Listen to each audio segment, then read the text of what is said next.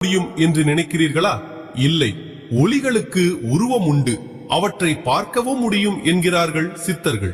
ஓங்காரத்துள்ளே உதித்த ஐம்பூதங்கள் என்றார் திருமூலர். இந்த பிரபஞ்சமே ஒரு பேரொளியின் பிரதிபலிப்புதான். நாம் பேசும் பேச்சு வெளிப்படுவதற்கு முன்னால் ஒரு சூட்சும ஒளி வடிவில்தான் இருக்கிறது. அந்த ஒளியின் உச்சகட்ட அதிர்வுதான் ஒளி என்கிறார்கள் சித்தர்கள். சித்தர்கள் ஒளியை 4 நிலைகளாக பிரிக்கிறார்கள். வைகரி, நாம் கேட்கும் புறப்பேச்சு. மத்திமை, மனதுக்குள் ஓடும் கருத்தோசை. பைசந்தி, ஆழமான நினைவோசை. பறை, இதுதான் ஓம் எனும் மூல ஒளி. சித்தர்கள் நாதம் மற்றும் விந்து என்று 2ஐ குறிப்பிடுவார்கள். ஒரு சத்தம் மிக நுண்ணிய பறை நிலைக்கு செல்லும் போது அது அதிர்வுகளாக மாறி ஒரு ஒளி பிழம்பாக தெரியும். அதனால்தான் மந்திரங்களை கண்ணால் கண்டார்கள் என்று சொல்லப்படுகிறது. ஒளியை உணர்ந்தால் உலகையே உணரலாம். இது போன்ற ஆன்மீக ரகசிய